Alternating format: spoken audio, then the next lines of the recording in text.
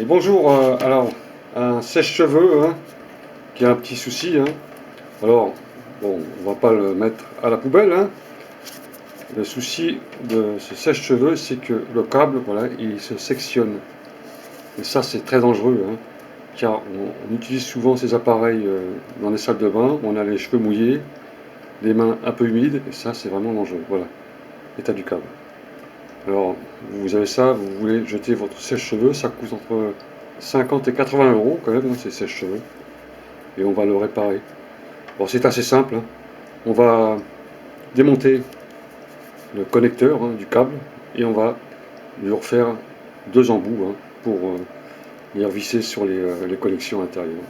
Alors, sur tous les sèche-cheveux, vous ne voyez pas de vis. Hein. En général, les vis, elles sont cachées par des caches. Hein, des petits caches. Voilà. Là, sur ce sèche-cheveux, on a deux caches. Un cache ici, et un petit cache ici, et les vis, elles sont toujours en dessous. Alors, ils mettent ça pour l'esthétique. Alors, quelquefois, c'est un peu compliqué pour ouvrir ces caches, hein, car si vous les avez jamais démontées, ils sont scellés. Alors, à l'aide d'un petit tournevis, hein, on essaye de les soulever. Mais faites bien attention quand vous manipulez les tournevis, hein, de ne pas forcer sur le tournevis et en dérapant sur votre doigt, vous allez vous blesser. Alors, essayez de trouver des petites astuces comme ça pour enlever le cache sans vous faire mal. Là, normalement, on a un cache qui doit s'enlever, normalement. Hein. Vous voyez, c'est un peu délicat. Je vais reprendre un tournevis un peu plus fin pour l'enlever. Voilà. Vous avez un cache, vous avez une vis en dessous. Voilà, c'est une vis Torx. Alors ça dépend. Vous pouvez avoir des vis cruciformes, des tournevis simples, ou en clé à laine, ça dépend des vis. Alors, on a un cache ici et on a un autre cache ici. Donc pareil, avec un petit tournevis, faites attention à vos mains et on retire le cache. Normalement ça va s'enlever. Vous voyez, c'est toujours un peu compliqué d'enlever ces petits caches à l'intérieur car on peut vraiment se faire mal aux mains. Donc faites bien attention à ça. Voilà.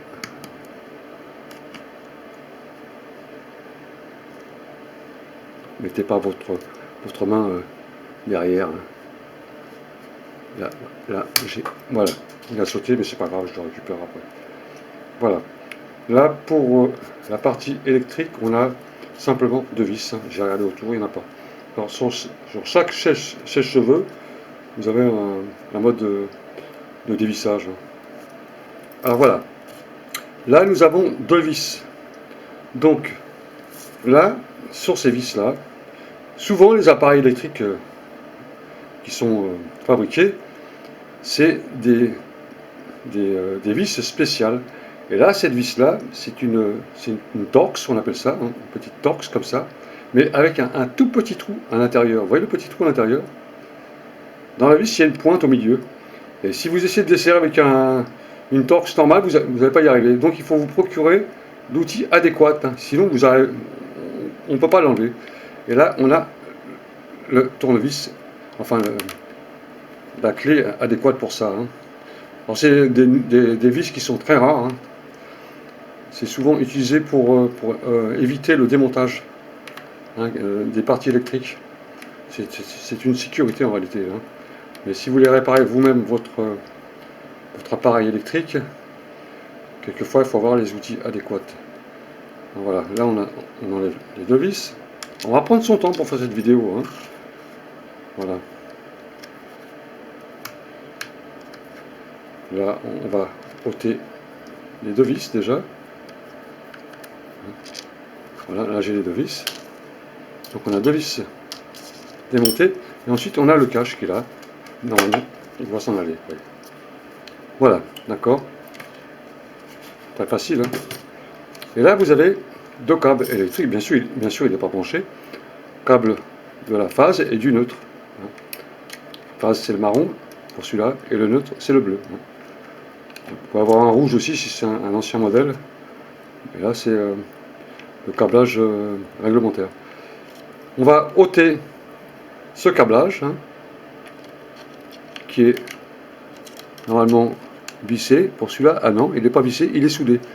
Donc là, il va falloir que je dessoude le câblage. C'est rare ça, quand on voit un truc comme ça soudé sur un système électrique. On va le dessouder, très simple. Et on va dévisser les vis qui sont là. Ça, c'est l'attache câble, hein, pour éviter de tirer dessus. Donc on va enlever le câble. Voilà, opération très simple. Bon, ça c'est à la portée de tout le monde en réalité, hein, mais il faut voir l'outillage. Et là, on a le câble qui est sur le petit circuit imprimé à l'intérieur, qu'on va retirer d'ailleurs. Hein. Donc là, on a un bouton. Je regarde comment c'est fait. Normalement, ça doit se retirer tout seul, ça. Là, c'est les interrupteurs. Il n'y a pas de quelque chose qui retient. On va ôter l'interrupteur en premier et ensuite on enlèvera. Voilà, là c'est le petit interrupteur, hein, avec le petit poussoir ici là. Regardez bien ce que vous faites, hein, pour bien comprendre. D'accord, le petit interrupteur, et on va ôter la carte qui est au fond, mais normalement il doit être aussi vissé, normalement. On va voir ça. Là j'ai rien d'autre qui retient. Et cette petite plaque, elle va se retirer, normalement. Bon, faites ça tranquillement. De toute façon, pas faire de bêtises.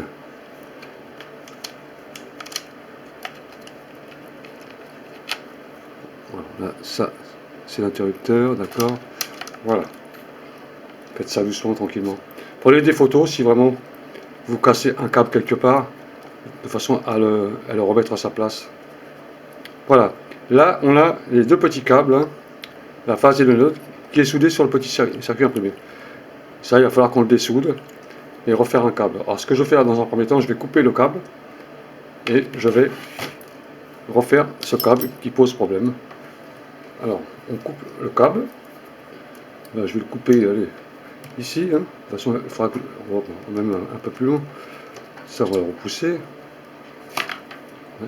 Là, il est coupé ici, donc on va le couper ici. Hein. On va refaire quelque chose de propre. Voilà. Ça, je vais refaire un câble après. Dans un premier temps, je vais dessouder le restant et on fera les soudures. Alors, voilà.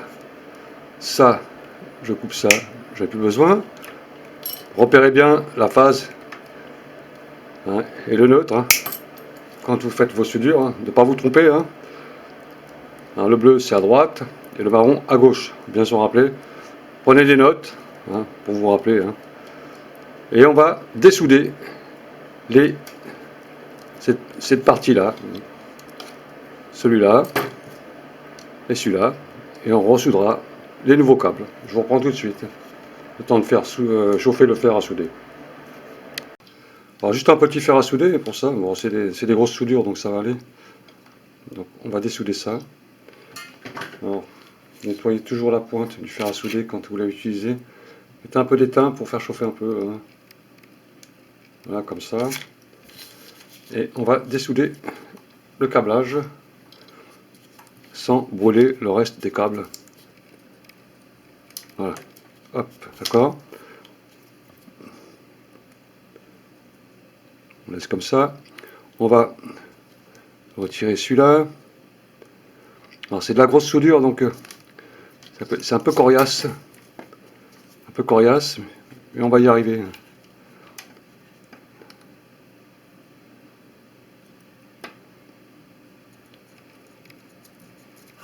Voilà. D'accord. Là, on a enlevé les deux anciens câbles, marron ici et bleu ici, hein, bien se rappeler. Parce que sinon, court-circuit, hein, vous allez faire disjoncter votre différentiel. Marron ici et bleu était là.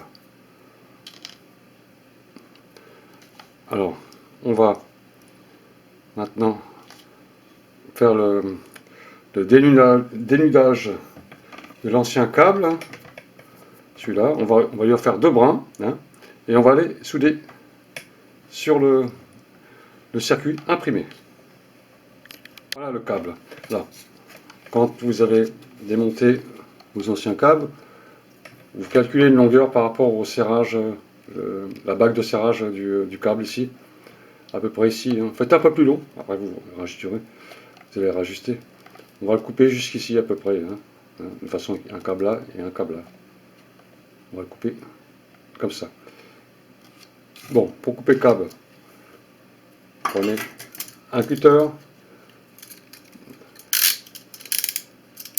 et on va le couper tranquillement sans abîmer les câbles qui sont à l'intérieur, sinon il faut raccourcir. En fait, des petites entailles comme ça, légèrement, et vous tirez dessus comme ça.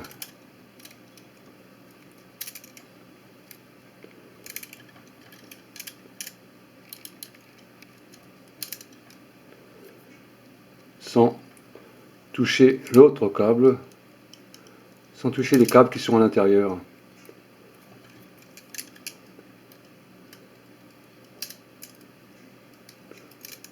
Vous voyez, le câble qui sont à l'intérieur, il faut éviter de les couper en même temps. Bon, normalement il y a une pince à dessertir, mais j'ai pas ça. On n'a pas tous ces outils chez soi. Hein. Si vraiment vous voulez les couper, il faudra recommencer. Voilà. Et ensuite on tire sur le câble pour ôter le surplus. Alors, il faut tirer très fort. Hop, voilà. Là on a les deux brins. On regarde si on n'a pas fait de coupure sur les câbles. Donc, ensuite, quand vous avez couplé vos deux brins, hein, vous remettez votre fourreau ici, là, dans votre sèche-cheveux, hein, disons donc. Ça va aller. Et ça va aller comme ça, et ça va aller comme ça. Très bien. Là, on est pas mal. Là, on est bien. Maintenant, je vais regarder les longueurs qu'il faut. Hein. Alors, je disais que le marron, il va là, et le bleu, il va là. Donc, je vais couper mes fils. Voilà, j'ai un marron qui va là. On va couper jusqu'ici, à peu près. Ouais, ça fera un peu de jeu. Et j'ai un bleu qui va là. On va le couper jusqu'ici. Ça devrait aller.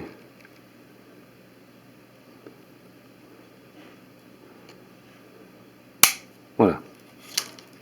Ça, on va le dénuder. Alors pour le dénuder, je m'embête pas. Moi, avec un briquet, je le dénude comme ça. Ça va plus vite.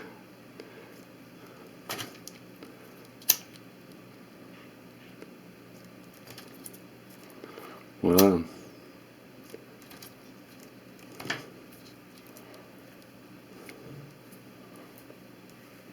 On va remettre un peu de soudure après dessus pour l'étamer. Les câbles électriques, il faut toujours les étamer un petit peu pour... Voilà, j'ai pas de place pour cramer ça. Voici, c'est bon. Allez.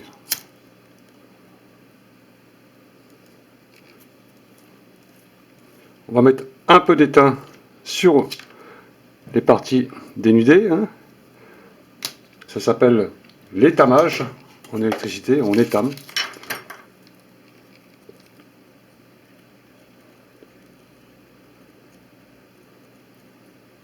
Voilà, et là aussi pareil.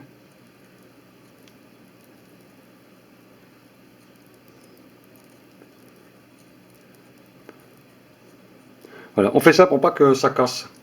Car si vous mettez simplement des fils électriques comme ça, non étamés, ils pourraient casser à un moment donné. Alors voilà.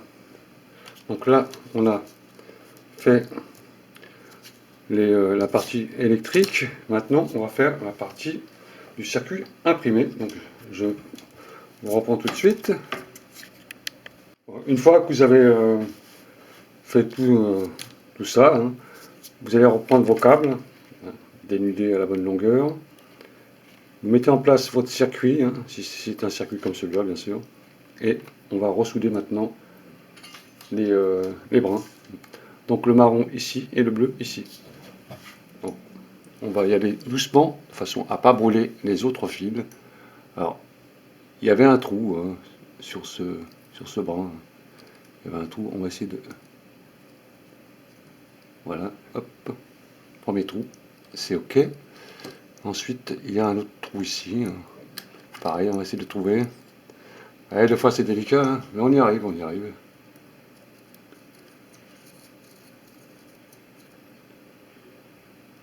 Bon, ça devrait aller. Voilà. Donc là, on a mis ces brins en place sur le circuit imprimé. On vérifie bien sûr si c'est correctement fait. Bon, je pense que ça va tenir. On regarde s'il n'y a pas de petits bouts qui traînent sur le circuit imprimé, des petits bouts de soudure, car ça pourrait faire des petits courts-circuits. Donc on vérifie tout le temps s'il n'y a pas de petits bouts qui traînent.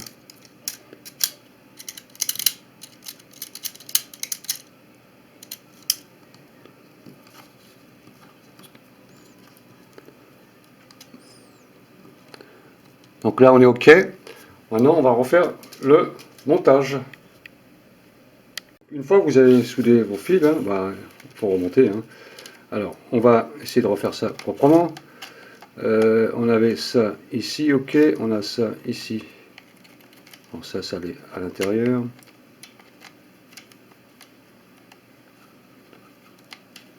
Comme ça comme ça.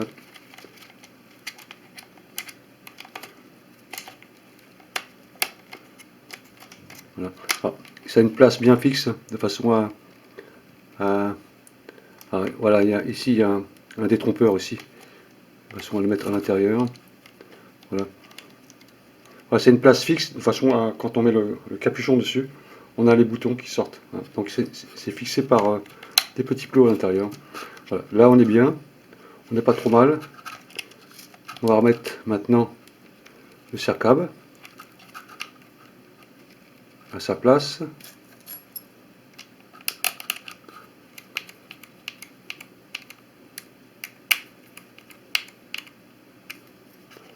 Voilà, il n'y a pas de risque. Ça va comme ça. Le reste, ça va à l'intérieur. Donc ça, on l'a bien vu tout à l'heure que ça va aller là. Ok, il n'y a pas de souci. On va remettre l'interrupteur à sa place. Donc les fils ils passent sur le côté. Et ça passe à l'intérieur. Alors, voyons un peu comment c'était fait. Façon pas faire de bêtises.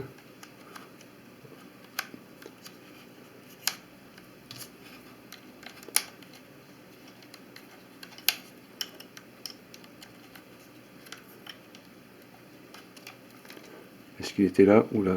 Je ne m'en rappelle plus. Ouais. Il faut éviter de pincer les câbles avec le capot. Donc, je pense qu'il était sur la droite là. Est-ce qu'il est assez long? Faut passer du côté. Oui, c'est bon. Donc, sa place c'était là. Et ça, nous avons ça ici, comme ça, à l'intérieur. Voilà. C'est ce qui sert d'interrupteur. On va vérifier. Ouais, alors c'est un bouton poussoir, hein, d'accord. On pousse, ça fait le contact. C'est pas un interrupteur, c'est poussoir. Là.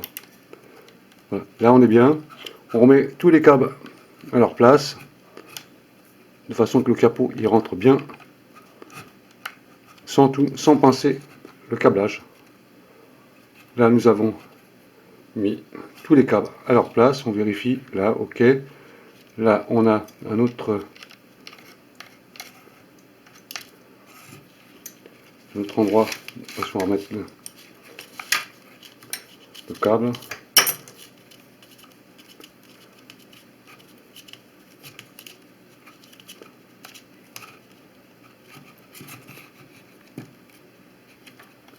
Comme ça. Non, c'est dans l'autre sens. Voilà. Voilà. Là, on a mis le câble à sa place. Là, ça porte pas sur les bords.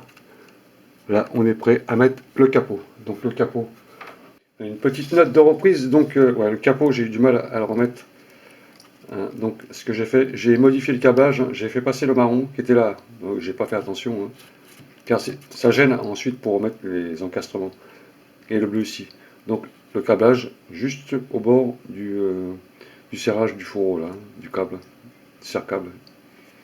Il faut vraiment que ça se soit libre pour faire rentrer le capot ensuite à l'intérieur. Donc toujours bien regarder comment c'est fait.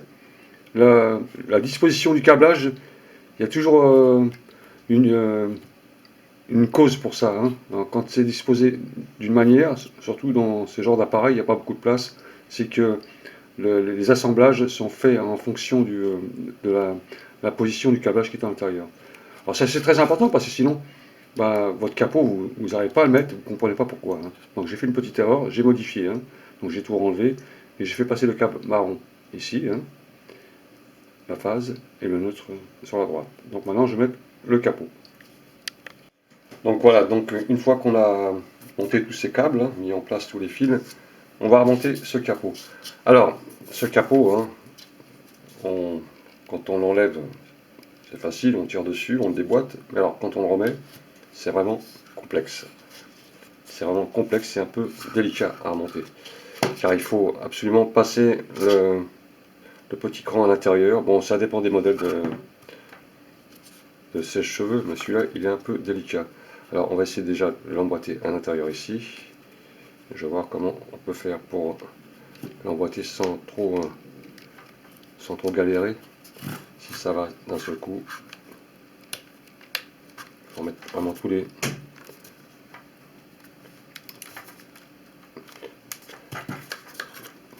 endroits bien précis. Voilà, donc voilà, on n'est pas trop mal là. Voilà. Alors, je vais déjà mettre une vis pour le maintenir à cet endroit.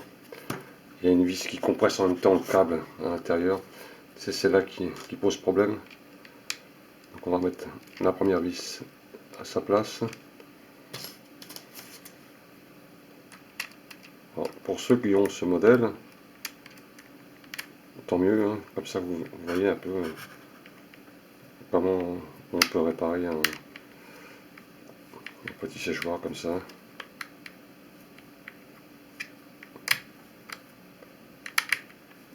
On va bien visser celle-là.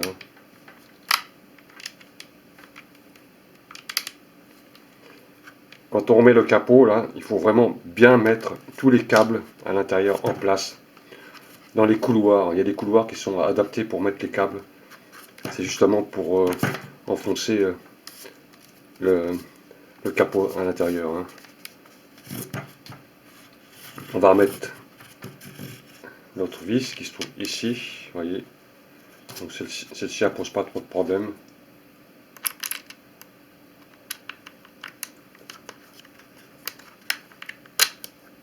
Voilà. En cas de court-circuit, de toute façon, ça disjoncte hein, si vous avez un différentiel sur le compteur.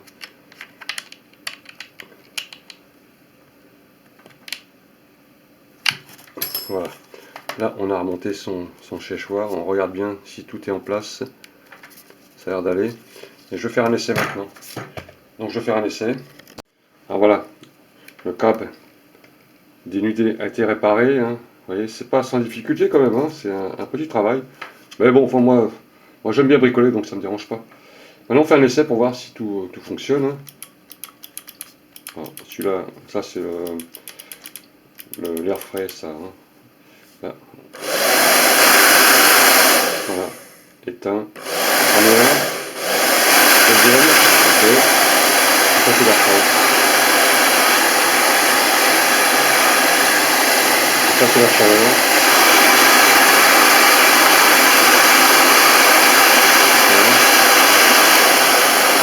Chaleur, au milieu. D'accord.